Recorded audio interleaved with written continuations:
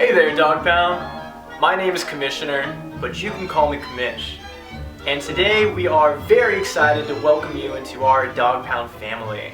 But before we get to that, let's dive into the cornerstone of our league's waiver process, the FAB system.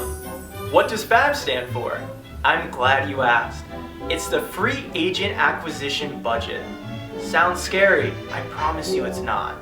Think of it as your fantasy football allowance for the entire season. Hold on, wait a second. You're telling me I have to have a set budget that I monitor for the entire season and I get to choose how I want to spend it and when I want to spend it, and it's completely independent of whether I'm doing good, bad, or medium in the league, and like it sort of levels the playing field for every manager involved, like I'm some sort of stock trader? That's right. It's just like being a stock trader, only instead of investing in stocks, you're investing in players. Call yourself the Wolf of Waiver Street. That was good, yeah? No. Each week, you get to use the remaining FAB budget you have on the season to bid on any players that are not currently rostered. The highest bidder gets the player. That's stupid. People are just gonna outbid me. I've never been good at the eBay. Great point. FAB bids are completely anonymous. No one knows how much a manager bids on a certain player until after the waiver is already processed. Well, that's not what 50 Shades of Jay. Well, he's lying to you. So remember, use your FAB budget wisely. It's not about just buying players. It's about creating a winning fantasy football. Yeah, no. It's fucking stupid. Bring back rolling waivers.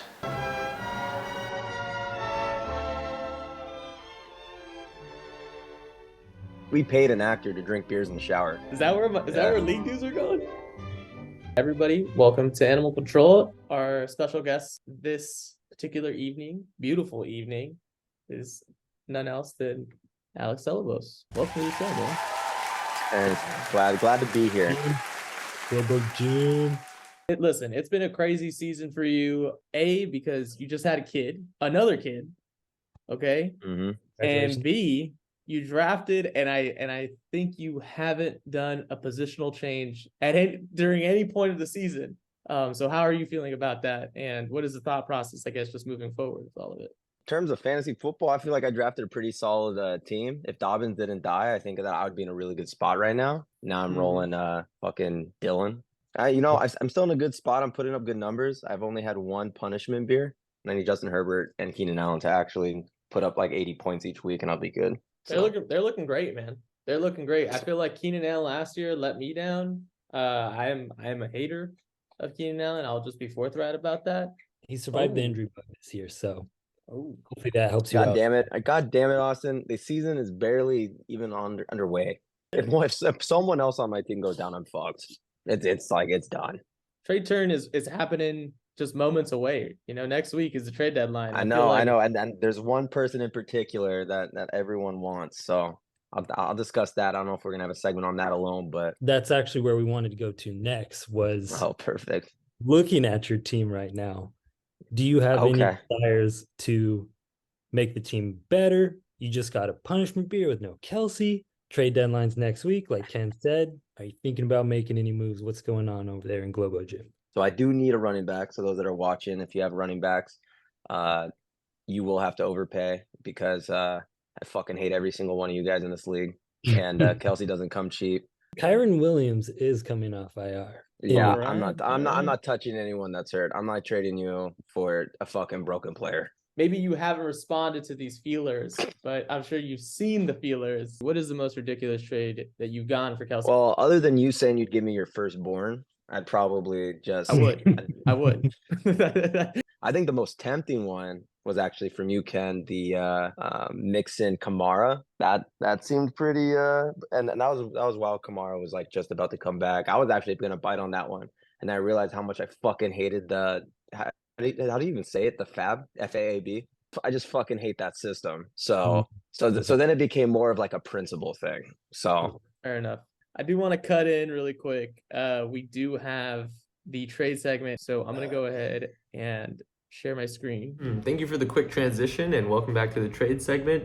Today's fair trade of the day is going to be between Big Selly, who was our guest today, and me, myself, and I, the Lucky Bees. I'm going to keep trying to interject myself into every single trade. This segment is dedicated to me, and I hope that you're starting to actually follow along and understand that. What I'm asking for is Travis Kelce and Chris Godwin. I've messaged you over a number of weeks, looking back, some insane options for you to even consider. Meanwhile, you're raising 2 children and you're leaving me on red. Do you want to manage probably the greatest fantasy football team, or do you want to raise your kids? I want Travis Kelce and Chris Godwin for Amon-Ra St. Brown and Njoku. Listen, I get it, Njoku's not sexy. Go to the waiver wire. Take a look at him. Mike Gesicki, is that who you want on your team? You get Njoku. He's averaged three games over plus 10 points a game, so that's pretty solid. Amon-Ra St. Brown kind of balances out with the Travis Kelce. He has some upside, good target share. Travis Kelce, I know from a standpoint, I obviously have a pass with him. Me, him, and Pat Mahomes used to have a thing. We broke up this season. There was a draft. I picked Tyreek. They ended up going to other respective teams. I'm not mad about it, dude. I didn't buy a Pat Mahomes jersey off a Depop. Listen, Travis Kelce, Amon-Ra St. Brown, I feel like really balance each other out. You don't have to go to the waiver wire to pick up Njoku. And Chris Godwin is kind of just a place filler, like he's getting crumbs. I'm asking for crumbs here is basically what it is. So I don't know, consider it. It's a thought here. Getting right into our big ticket segment, we have Riz, Ian, and Suevos. Riz would be receiving Puka Nacua and giving away George Kittle. You already have Kincaid, who's a pretty good tight end. Puka Nacua back. I think despite Cooper Kupp being in this lineup, he's still getting a pretty good target share. And if you make it to the finals, week 17, they play the Giants. So I think there's some huge upside on that. Ian, if I've learned anything from Call of Duty, having one shotgun is fun, but having 2 shotguns and dolphin diving your way into every single fucking room is probably the most fun I've ever had in my entire life. And this is what I'm asking from you, dude. This is what I'm asking from you. You get rid of fucking Puka Nacua. Because let's be honest, despite him being in this Rams offense, he sucks. All right? And David Montgomery is going to probably be solid, he's probably going to get goal line carries and get you some touchdowns, but he's not going to be as good as fucking Travis Kelce, dude. He's going to jam it in their mouths, and you're going to have 2 double shotties pointed at every fucking team that you're playing all the way throughout the season. I think you should try to make this happen, dude. And Suevos, listen, you're giving away Travis Kelce, but mathematically speaking here, if you're getting goal line carries from David Montgomery and you're getting more looks at George Kittle in this offense, I think it's a net benefit for you to do, man. You could look at the 30-point value that Travis Kelce can bring you one night, or you could look at David Montgomery's value, which, go ahead and put up the numbers as well, are also pretty solid. George Kittle, who's doing okay, but, also boom-bust opportunity. How long is Debo's hamstring going to last before they have to literally throw to Kittle? Open air targets right to Kittle, dude. It's not that crazy of a decision. That's our big ticket trade of the day, and let's carry on to the egregious trade. And for the final piece of my segment, we have the egregious trade, and it is again Suevos and Face Travis Kelce for DeAndre Swift.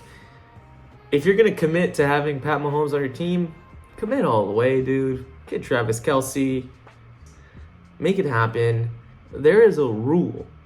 And I think that you learn this when you start playing flag football, 4 years old or something like that. So Suevos, if your kids do end up joining a team, there's gonna be 2 things that they learn. 1, go for the legs when you're tackling somebody. 2, do not start AJ Dillon. Okay, don't do it. There's no reason to do it. Look at the numbers, dude. Year after year after year after year, it's Aaron Jones, and somehow the ghost of Aaron Rodgers, who scores more points than AJ Dillon. Okay, dude, so I don't know if I need to pin that to the baby monitor chat, just have a stamp and stamp that on every diaper that you change. But for the love of God, please don't start AJ Dillon. Don't do this. You don't need to do this. Nonetheless, DeAndre Swift, Josh Jacobs, Adam Thielen, Chris Godwin, and Keenan Allen, plus Jay Herbo. I think you could take the risk on what is the boom and bust of the tight ends this season, and you might see an actually better outcome than you would imagine, still keeping and tracking with Travis Kelce. You know what I can't have right now is inconsistency. But you got Jared Goff throwing him the ball. What happens when he plays real defense? I'm just saying. And Godwin, I'll trade him for a bag of Doritos. Fuck that guy. He's riding the pine. Yeah, this is the third time this season I've gotten my heart broken. Okay. First, I didn't draft Kelsey. Funny story about that. I told Andrew, I said, hey, I'm going to do something crazy this year and draft a tight end in the first round. He's like, well, Kenny's about to draft right before you. And he says that he's going to draft Kelsey. I'm like, that dirty rat can do whatever the fuck he wants because then I'll get someone else, right? And then Tyreek Hill. And I'm like, oh shit, Travis Kelsey. So you could have had him. I don't want to hear the sob story about Kelsey though. That edit, all that was fluff. You ain't fooling me. You made a conscious decision. That's a smart man right there. Goody, what the hell, dude? You're my co-host. I'm not, buddy. I'm not gonna sit here and let you just acquire another game changer on your roster, all right? I know what the lucky B's stand for. All right, so it's a no. That's understood. Jesus Christ. That one's a no, yeah. Also, Ian could do whatever he wants, and we know where he's gonna finish at the end of the season. Hey, I've been in this league for I don't even know how long, but it's the same story every year. Same story every year. He can trade Puka, he can fucking Key, he can get Kelsey. It's all the same. We have on the agenda to talk about Fab, dude. All right, you mentioned it in the beginning of the segment. I want it gone. Listen, can you break it down for us? Like what's happening? It's terrible. Fab is awful. I think it's bad for the league. What? I think it punishes the players that just want to play and not have to worry about too much going on. You know, like they have a busy life going. I just think the waiver was better. There's more strategy to the waivers. I think for sure you have a good waiver position, then you have to strategically pick a player that's like not going to be ass and waste your waiver position, right? I put $15 down thinking, oh, no one's going to touch this guy, and someone bets like 75 and I'm like, fuck this. And then I don't want to do it anymore. So and I'm on a campaign. It's going to be Stop Fab 2024. Is there only one?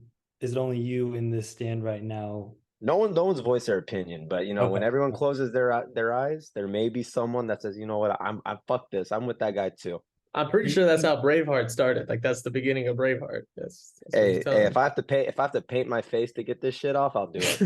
I'll do it. Oh yeah, that might work. That might work. Dude. Hey, there we go. Listen, we got another video coming up for you. It is a flash from the past and just a little thing to kind of warm your heart as you get through this cold season and frustrating season of having to deal with Fab. And I really do hope that, you know, just get back into it, man.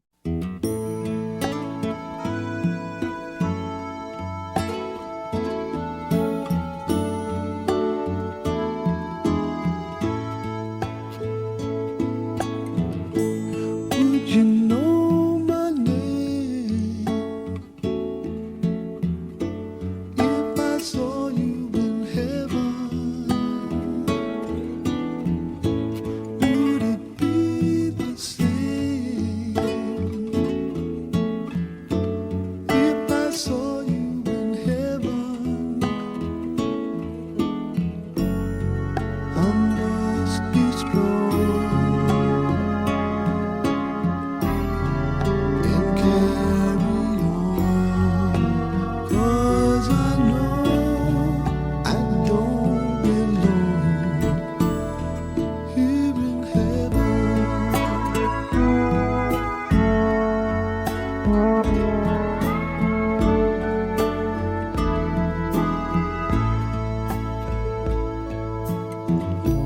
Would you hold my That did warm my heart. I enjoyed that one. You're still not getting Kelsey. That was a good one. Come on, man. Do you just feel like you missed the time frame? You know, like you saw Puka go out, Ford was in there, Kyron. You know, were there like any thoughts I put down for Ford, and I was like, no one's gonna spend fucking 50 on this guy, and someone put like I think 100 on him. I was like, fuck this. I did. You fucking rat, dude. You know what? It's going down. It's going down. You know what? We're talking about your matchup with Rams and Beers rivalry week. Oh, yeah, Mikey. He's just gone MIA. Doesn't know how to chug a beer, and he just talks a ton of shit. And he'll bring up stuff from like we're in a fantasy hockey league, and he'll bring up shit like that in here, and it's just kind of like, all right, bro. Like, we get that you want all your fantasy leagues to be like this one, but like, just keep it within league. Just keep it here, you know. clear to us that he does not strike any kind of fear in your heart. No, not even a little bit because he doesn't even lose gracefully. He just kind of just goes MIA. And he's a sore winner and he's an MIA loser. Like I'm the type that if I'm up and I have a player still to go, I'll bench him so I don't lose points just in case they have that game. Yeah. Wow. Yeah. Wow. So I mean, and that's because of Drew Brees. Drew Brees one time got me -2 points and I lost by like point something points. So fuck that guy too and his mole on his face. Russell Wilson really tried to give you negative points, in our matchup, but somehow that just. I looked at who I was playing and I'm like, you know what? I might have a chance. Yeah. I'm not gonna lie, you did have a chance and you came away with it. Listen, no more. Globo Gym, that name is designed to fail. All right, they lost average Joes. Okay, in the Vegas dodgeball tournament. Yeah, well, it's a good thing Average Joe's isn't a team in this league then. Damn, dude. For a guy starting AJ Dillon, you have so much shit to say. That is unbelievable right now, my G. Hey. Just top 3 teams right now in your eyes. Like in our league? In our league.